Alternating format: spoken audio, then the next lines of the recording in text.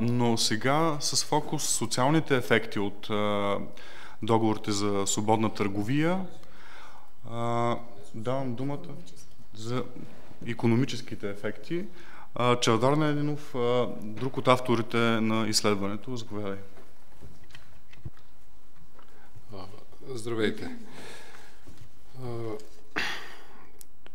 По принцип, винаги съм смятал договорите за свободна търговия за много скучна тема и чисто техническа.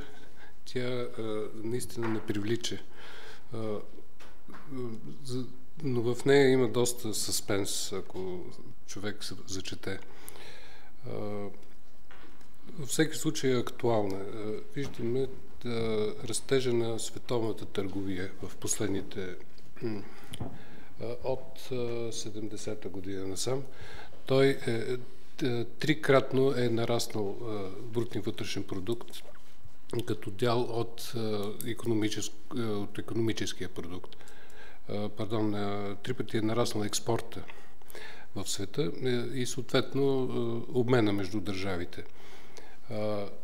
Докато икономиките са нараснали само 2 пъти. Тоест имаме един процес на радикално отваряне, който е бил силен до 80-та година и след 2000-та година отново се засилва.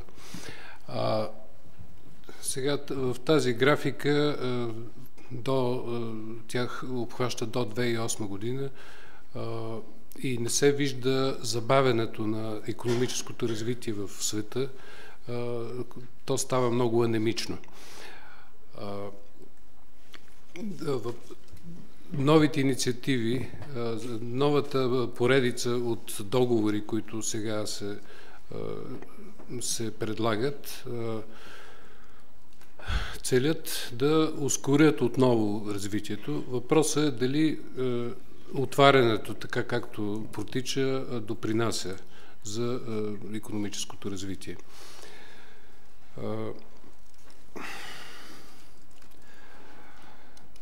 Затова най-простият начин да се погледне, да се проследи ефекта и целите, които държавите си поставят, е да се погледне някаква нишка в историята на тези договори. Сегашните система на международната търговия възниква след Втората световна война, замислена още по време на войната, като начин да се предотвратят събитията, довели до нея. Това са Великата депресия, затварянето на пазарите и на митническите бариери, и фашизма и войната. Това са много свързани събития. За това е замислена под влиянието на Джон Мейнард Кейнс една система с 3 основни звена под егидата на ООН. Първо, Организация за международна търговия, която трябва да предотврати дисбалансите в търговията, т.е. да няма агресивни експортьори и да няма хронически вносители, каквито е имало преди войната и каквито, за съжаление, днес отново има. Например, свръхекспортьори са Германия и Китай. Хронически вносител е САЩ, например.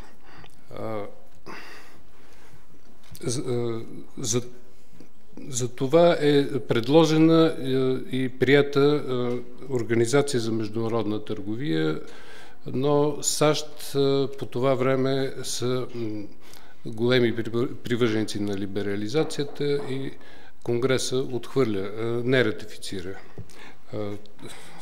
създаването на тази организация. Остава една уж временна организация, наречена ГАТ, Споразумение за митата и търговията, която еволюира във времето с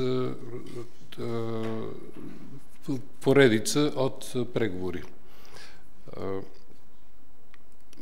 Още тогава е създаден МВФ и Световната банка, но тогава названието им е различно.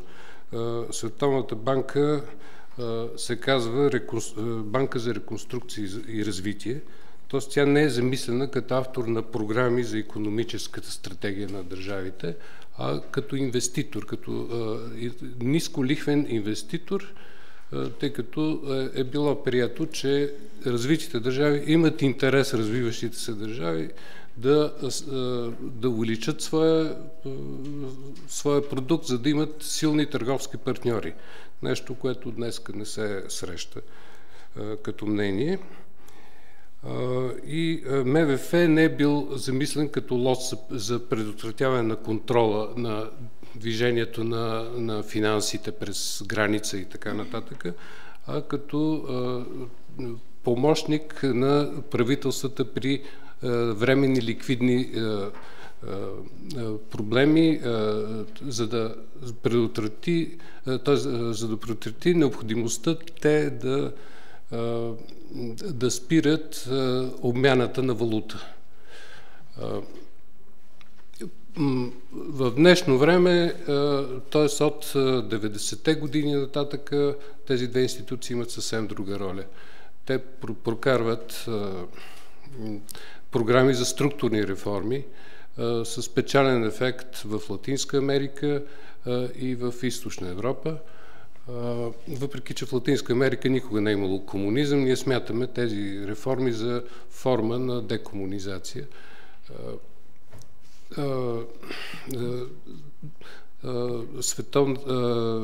Международният валутен фонд има много печална роля в дестабилизация на финансите в Азия по време на азиатската криза, тъй като налага държавите да вземат огромни заеми, вместо просто да ограничат временно изтичането на капитали. Малайзия тогава е единствената страна, която се опълчва срещу тяхната стратегия и сполучва. И единствената страна, която с лекота излиза от тази криза. Но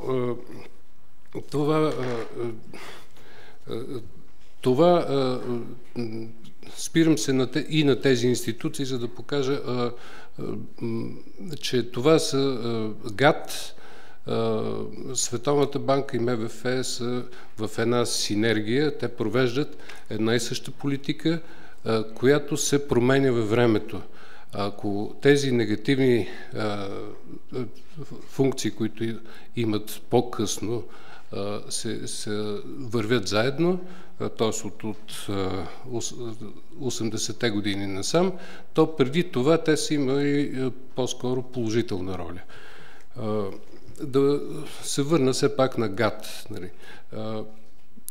Това е общо споразумение, при което държавите предлагат периодично какво могат те да отстъпят като мита, за да намаляват митата и чакат да видят на съответния рунд от преговори какво ще им се предложи и след много пазарене и така нататък на поредния рунд се стига до поредното намаление по отделни позиции в производството. В първия етап от 1948 до 1979 година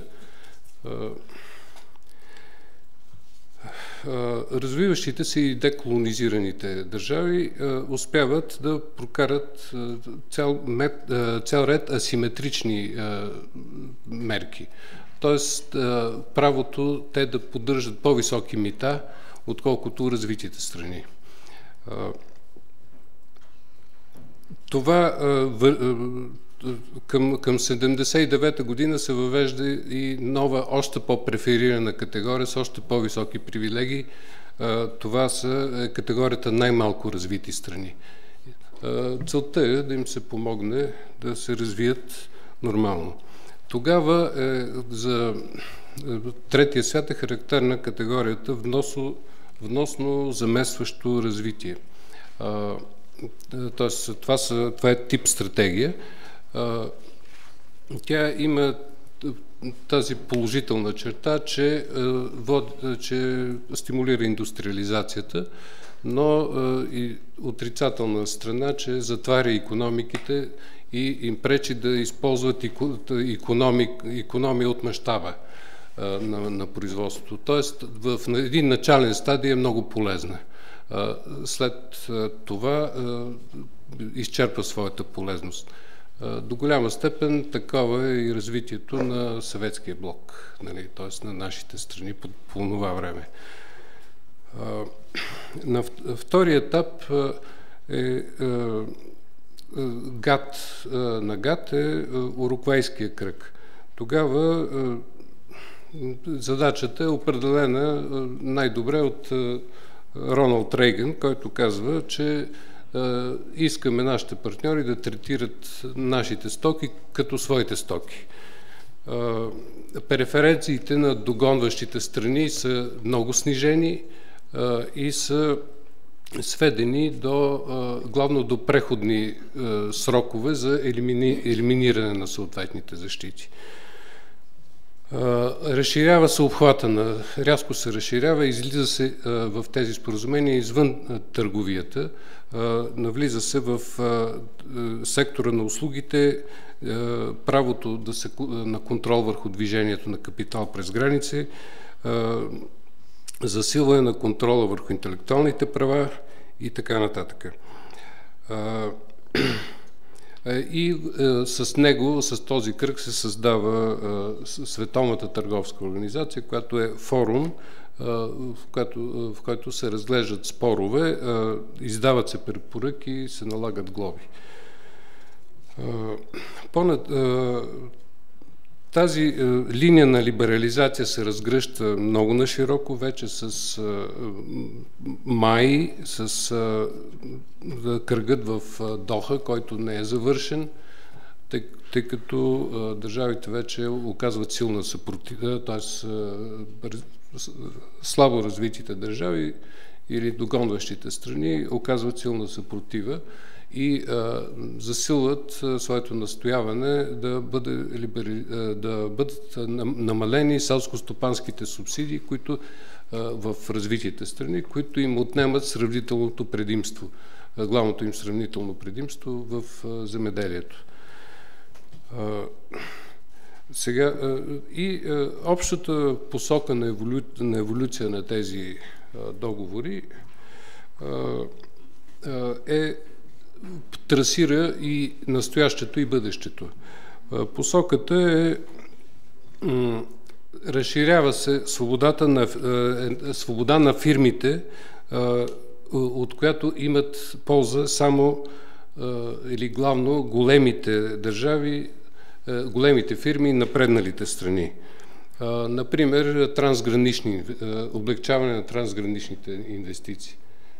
Аз до никъде не съм.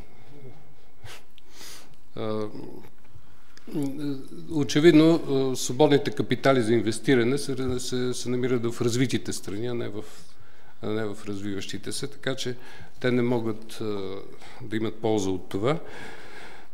Отваряне на пазари, в които развитите страни имат технологично предимство и обратно защита на тези пазари, в които догонващите страни имат предимство. Държавна субсидия върху научните изследвания в развитите страни. Държавната субсидия играе огромна роля в научно-развойната дейност и засилването на защитата на така наречената интелектуална собственост, което е чиста и най-крайна форма на монопол.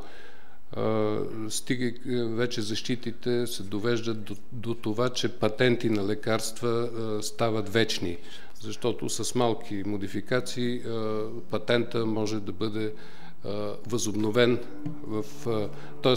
самото вещество може да бъде регистрирано отново с лека модификация и да получи защита за още 70-100 години напред.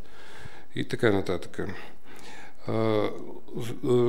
Агресия срещу т.е. офанзива за комерциализация на основни обществени функции, като инфраструктура, защита на здравето, и така нататък. Виждате на слайда.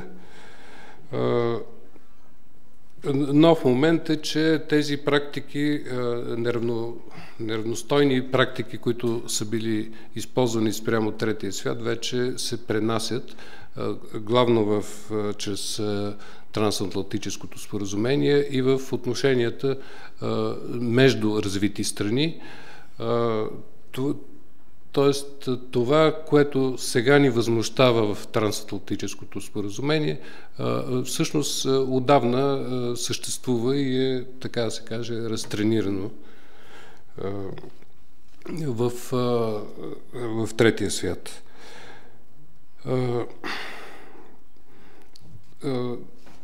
Изглежда така, сякаш ресурсите за растеж се изчерпват, поради което съвременната икономическа система атакува самите права на държавата и на хората и се черпи енергия от тяхното разложение.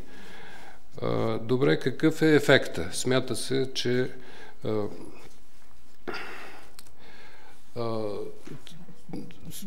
основната философия за това е, че основа на благополучието и на социалната права и на всичко ценно, към което се стремим, е предприемаческата печалба, бързия растеж. Увеличил ли се е той? На тази графика са разделени страните по групи по 1/5. Например, тези с най-нисък брутен вътрешен продукт на глава от населението са в първите две колонки. Тези с най-висок са в последните две колонки. Какво виждаме? Виждаме, че във всички групи има рязко намаление на темпа на растеж в тази неолиберална епоха. Той засяга дори и най-добрата, най-богатата група, където са днешните водещи страни и част от страните с средни доходи. Там намалението е 2 пъти. Единственото изключение са най-бедните страни, но това изключение изцяло се дължи на Китай и Индия. Това са страни, които съвсем не следват неолибералните рецепти и подчертават къде са причините именно в тези рецепти. Китай нарушава всички правила, които може, но едновременно с това, за разлика от някогашните социалистически страни, той има много широк достъп до световния пазар. Той не е запушен и може да използва икономията от мащаба. Чавдаре, прекъсвам само за секунда, понеже времето много ни напредва, имаме нужда да дадем думата и на Ваня Григорова по отношение на социалните ефекти и все пак да остане малко време на колегите за въпроси и коментари. Ако трябва да обобщиш икономическите ефекти с 2 до 3 изречения, какви биха били основните ти изводи съвсем накратко, за да можеш да преминем нататък? Знаем, че темата е обширна и в самото изследване всъщност е развита в много голяма дълбочина и в детайли, но в крайна сметка съвсем накратко. Да, очевидно, с 2 думи. Това, което основният извод е, че либерализацията води по сегашния начин до забавяне на темповете на растеж в икономиката и останалите печални последици. Простата причина е, че производителността изпреварва с 2-3 пъти доходите и съответно няма кой да изкупува това, което се произвежда. Това води до потискане на пазара и до отслабване на мотива за инвестиции. Затова натрупаните капитали се насочват към финансиализация. Това води до крайно ненормално развитие с когато има растеж, каквото имаше между 2000 и 2008 година, той се дължи на кредитирането на потреблението. Тоест, свободните средства, вместо да се инвестират, кредитират потреблението, увеличава задлъжнялостта на населението. Това няма здрава икономическа основа и затова през 2008 година рухна тази система и пътя, по който вървим, ще доведе до отново, т.е. води вече до ново нарастване на тази диспропорция и до ново рухване като това от 2008 година.